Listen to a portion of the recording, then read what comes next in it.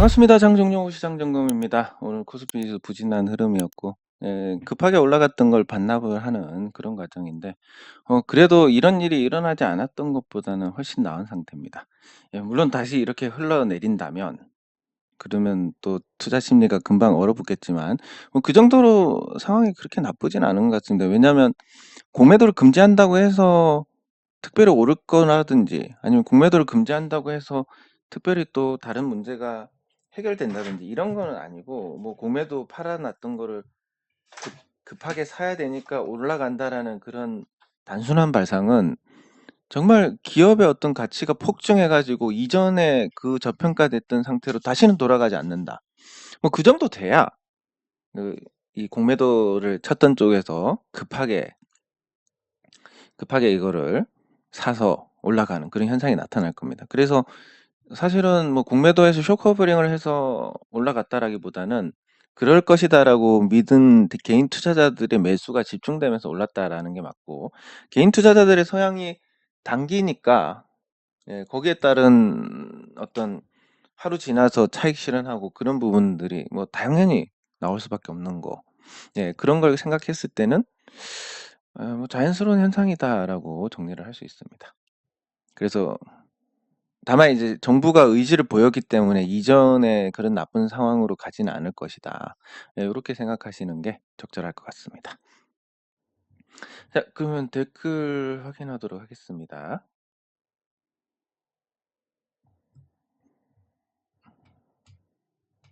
예, 감사합니다. 예, 감사합니다. 아, 감사합니다. 예. 예. 네, 감사합니다. 사실 어젠 좀 횡설수설을 했다는 그런 생각을 가졌는데, 예, 감사합니다. 어쨌든 뭐 제 생각은 그렇습니다. 우리가 어떤 투자를 하든 일방적인 관계가 오래 못 가듯이, 그러니까 A가 있고 B가 있고 연애를 합니다. 자, 그러면 A가 남자고 B가 여잔데 통상적인 관계가 이제 요렇게 많이 됩니다. 자, 그랬을 때 어떤 이런 돌아오는 게 꼭 뭐 돈으로 돌아오는 게 아니라 정서적인 만족감이라든지, 아니면 뭐 귀여운 짓을 해서 기쁨을 준다든지 등등의 이런 관계가 이렇게 주고받는 관계가 돼야 오래 가는데, 투자에 있어서도 똑같은 것 같습니다. 지금 태양광의 구조는 요렇습니다. 만약에 S&P가 올라서 발전 사업자들한테 다 달라. REC가 올라서 다 달라. 물론 내려갔을 때는 안 했으니까 섭섭한 건 맞지만, 그래도 한국전력이 장기적으로 문제가 생기지 않고 발전 사업자들도 이게 뭐 주식 투자에서 과한 수익률이 나온다라는 것은 위험을 감수했기 때문에 그거에 대한 대가지만, 태양광처럼 어쨌든 한전에서 정부에 준하는 신뢰를 가진 한전에서 20년 동안 계약을 해주는 건데, 그거에다가 우리가 또 어떤 높은 수익률을 기대한다?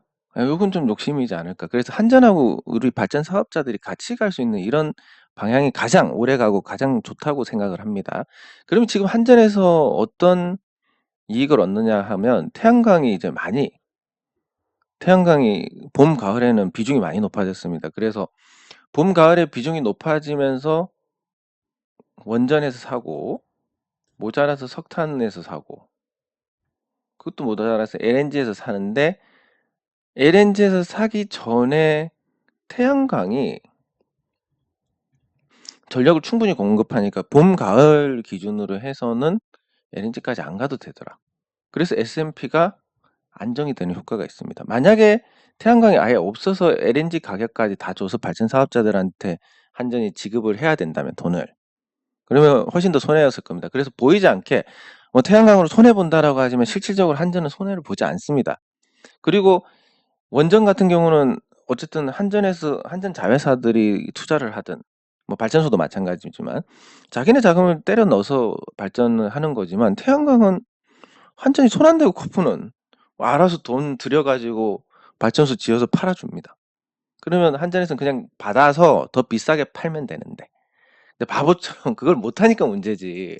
그래서 태양광에서 한전이 이익을 보는 게 맞고, REC 같은 경우도 정부가 저렇게 제동을 거는 건 외통수에 빠졌기 때문이에요. 어떤 외통수냐면, 자, 이런 게 있습니다.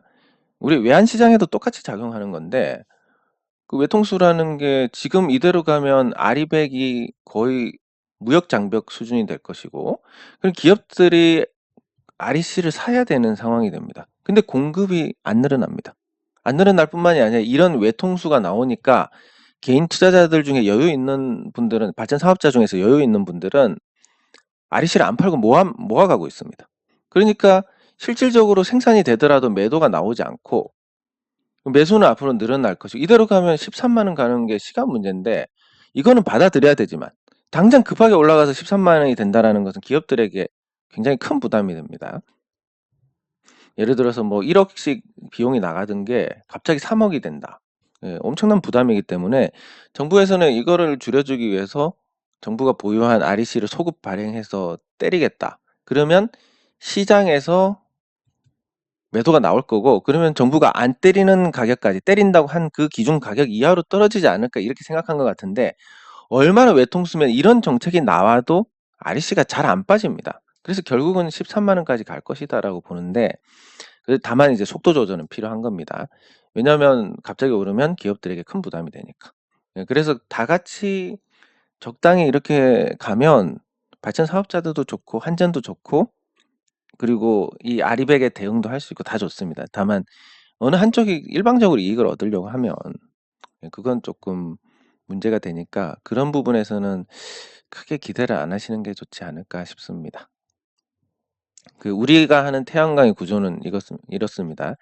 싸게, 그리고 수요가 있는 곳에, 그러니까 이거를 이 수용성이라고 하는데, 지금 저희가 하는 거는 전부 다 거의 대부분 공장입니다. 공장에서 전기를 많이 쓰고, 어떤 데는 전기요금이 500만 원 나오는데, 요즘 제한하는 이 3대 1로 제한하는 요걸로 하면 1에 대한 발전 수익으로 전기요금 하면 되겠다. 이런 얘기도 나오고. 예, 그래서 이게 전기를 많이 쓰는데 설치를 하는 게, 우리야 뭐 저기 농사 짓는데 전기 아무도 안 쓰는데 가서 이렇게 싼 땅 사가지고 농사도 짓고 발전소도 올려가지고 수익 내면 좋겠지만, 이거 저기까지 끌어가는데 이 인프라가 없으면 선을 다 설치해야 되고, 이것까지 치면 결국 한전이 손해를 봅니다. 그래서 한전이 손해를 보지 않는 선에서 우리가 장기간 해 나갈 수 있는 거. 그러면 수익률에서 만족을 시켜야 되니까 어떻게 됩니까? 사실상 뭐 봉사를 하는, 예, 이런 수준으로 우리가 관리를 해 나가야만이 그 목적한 바를 이룰 수가 있을 겁니다. 그러면 우리가 태양광에 집중해서 태양광 투자자가 되자, 이게 아니라 요렇게 안정적으로 현금이 나와야만 우리가 주식 투자를 잘할 수 있습니다. 이 본질에서 벗어나지 않습니다. 예, 그렇게 이해를 해주시면 좋겠습니다. 아이고, 감사합니다. 이 힘드신데도 댓글을 다신 거 보면 잘 되실 겁니다. 참 많이 속상하실 텐데, 요런 표현이 참, 이런 표현이라든지 이런 표현은 조금 완화를 해주셨으면 좋겠지만, 요거는 제가 설명을 드리겠습니다. 잘 아시다시피, 저를 옛날부터 알던 분들은 잘 아시겠지만, 제가 NH투자증권, 예전에 이 농협증권이었는데, 이 농협증권을 제가 2006년부터 샀습니다. 이걸 2015년에 팔았는데, 이 농협이 앞으로, 농협이 거대하지 않습니까? 지점이 뭐 지역 농협까지 합치면 거의 4,000개인데 전산망도 통합하고, 거기서 이제 작은 증권사를 사서 농협에서 이름 몰아준다. 이 회사가 클 수밖에 없지 않겠냐. 물론 지금 대형 증권사가 됐지만 그 과정이 이제 우리 투자증권하고 합병하면서 된 거라서 사실 뭐 제가 목적했던 그런 거랑은 좀 다른 방향으로 흘러갔습니다. 그래서 이걸 10년 동안 했었고, 그래서 우리가 처음에 뭐 주식으로 미래를 여는 사람들이 아니라 NH 투자증권, 예, 뭐 무슨 모임이었지? 아무튼 모임이었습니다. 예, 투자자 모임, 예, 이거였어요, 원래 이름이. 이걸 하다가 이제 뭐 주식 쪽으로 이렇게 하게 된 건데, 그 이거를 제가 이것뿐만이 아니라 우리 물려서 한 몇 년 가는 종목들도 덜어 나오는데 그거를 겪을 때마다 예, 시행착오를 겪고 드는 생각이 뭐였냐면 언급을 언급을 하는 거하고 비례하더라. 뭐가 고통이. 그러니까 제가 말씀드렸으니까 제가 원인 제공을 했으니까 제 노래에 대해서 특별히 챙기겠습니다. 매 방송마다 계속 언급하겠습니다. 할 수 있습니다. 근데 지금 보시면 제 노래 뭐 말씀하신 김에 보면 물론 이제 제가 이렇게 말씀을 드리지만 참 이거에 대한 책임도 제가 통감하고 있고 원인 제공을 한 것에 대해서 심심하게 예, 아주 깊은 마음으로 사과하는 마음을 갖고 있습니다. 예, 그렇지만 지금 하루 거래량을 보시면 하루에 한 15,000주 정도 거래가 됩니다. 즉 이런 부분들은 열리나 마나한 장세, 어쩌다 한 번씩 이렇게 튀는 날 기분은 좋지만 이거 빼고는 뭐 4,900주 거래된 적도 있고 이거 빼고는 우리가 이제 언급을 해봤자 도대체 왜 이렇게 내리냐, 도대체 왜 이렇게 내리냐, 이렇게 짜증스러운 마음밖에 안 생기는 상황입니다. 이럴 때 이제 제가 과거에 그런 시행착오를 겪으면서 들었던 생각이 뭐냐면 결국은 우리의 인내심도 소모품이구나. 그래서 언급해서 제 노래 좋아요, 뭐 실적도 잘 나올 거고 주가도 내렸으니까 매력도 있고 좋을 겁니다. 물론 맞습니다. 맞는데 그 얘기를 하고 또 하고 이렇게 하면 어떤 마음이 드냐면 아니 그런데 계속 주가 내리는데 그게 뭔 소용이 돼? 짜증나는데 했던 얘기 또 하네. 아씨 짜증나. 볼 때마다 짜증나. 꼴도 보기 싫다. 요렇게 되어 가면서 우리가 이 인내심을 써버리게 되는 겁니다. 그래서 실질적으로 언급을 안 했을 때는 오히려 올라갈 때 살아남은 분들이 많은데 제가 관리를 하고 책임을 진답시고 계속 언급한 종목들은 결국 올라가기 직전 되면 못 견디고 다 팔게 됩니다. 예, 그렇기 때문에 제가 필요할 때, 예, 필요할 때 언급을 해야지라고 생각하지만 불필요하게 언급을 해야지는 않아야 되겠다 이런 생각을 하는 거지. 요게 제가 뭐 책임을 회피하려고 아니면 글이 좋다고 떠들다가 주가 내리니까 찍소리도 안 한다. 그게 이제 그렇게 하는 이유가 요것 때문에 그렇습니다. 아시다시피 제가 이거 이렇게 됐는데 누가 제가 손바닥으로 하늘을 가린다고 해서 달라질 게 있겠습니까?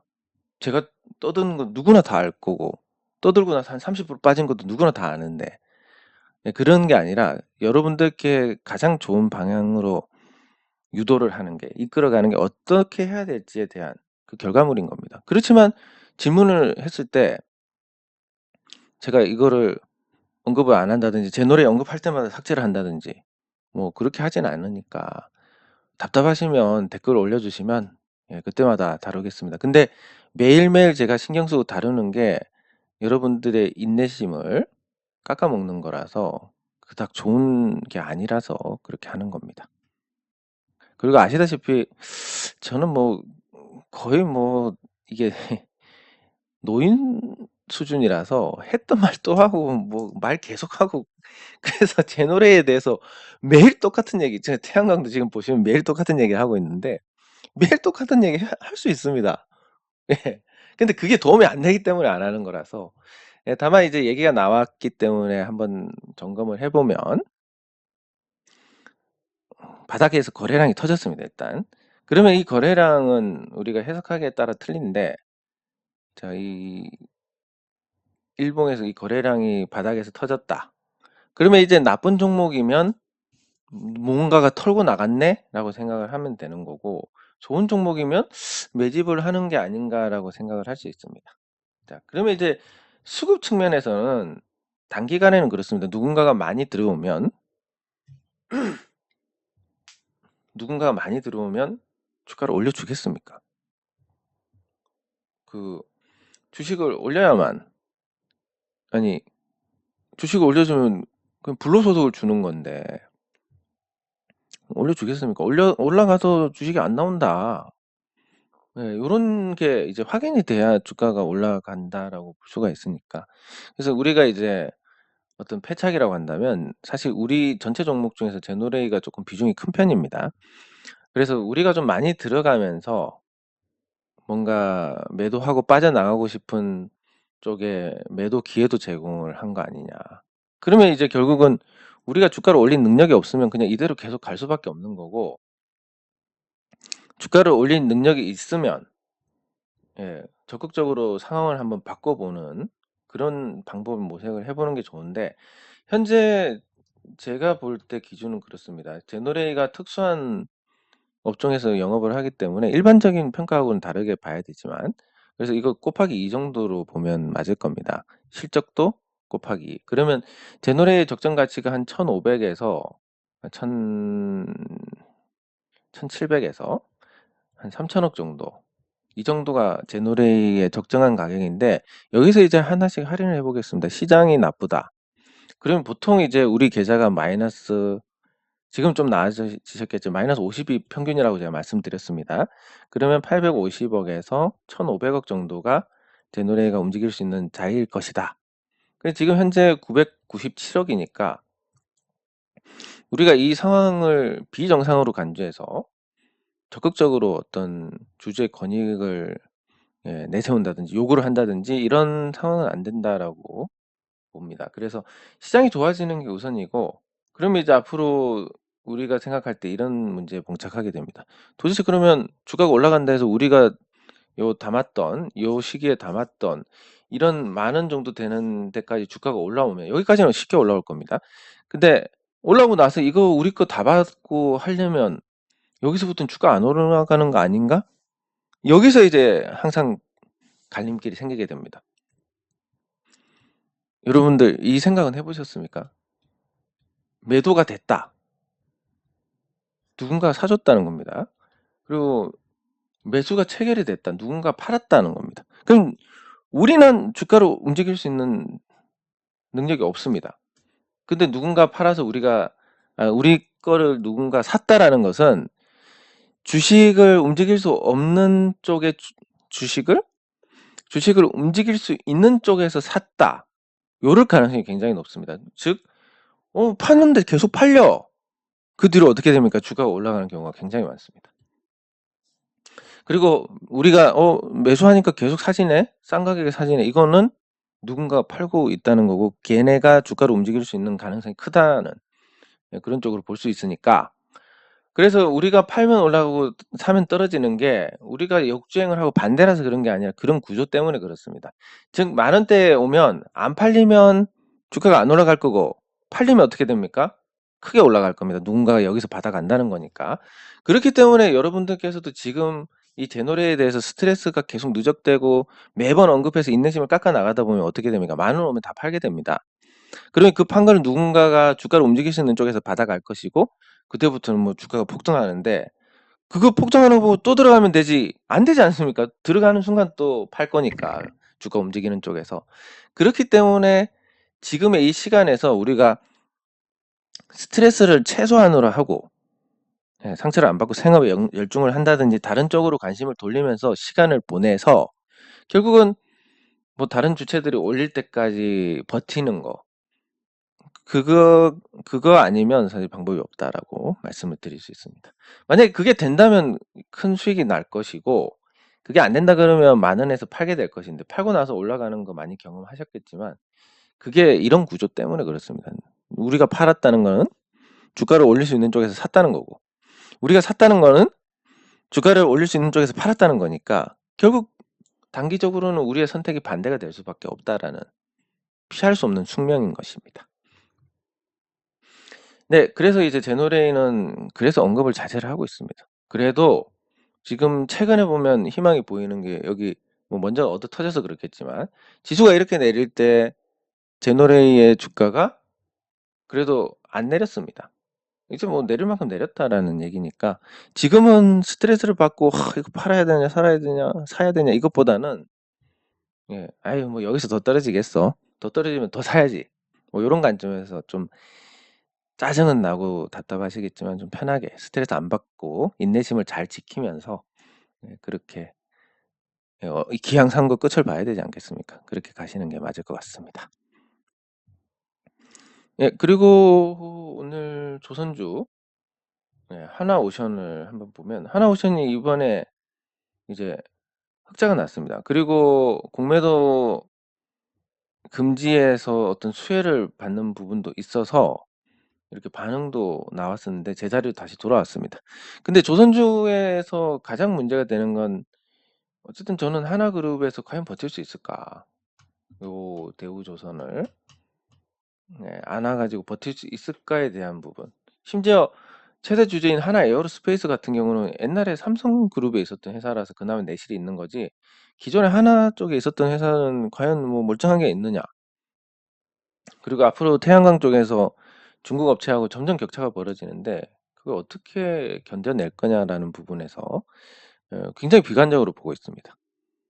그래서 지금 뭐 SK하고 한화하고 요 두 기업에 대해서는 세간의 평가가 굉장히 부정적인데, 그다음에 SK 같은 경우는 SK텔레콤이 있으니까 현금 나오는 게 있고, SK하이닉스도 반도체가 바닥을 쳤으니까 괜찮습니다. 2차 전지에 돈을 때려 박아도 뭐 이런 게 커버를 해줄 텐데, 하나는 조선에 과연 돈을 넣을 수 있을 것인지,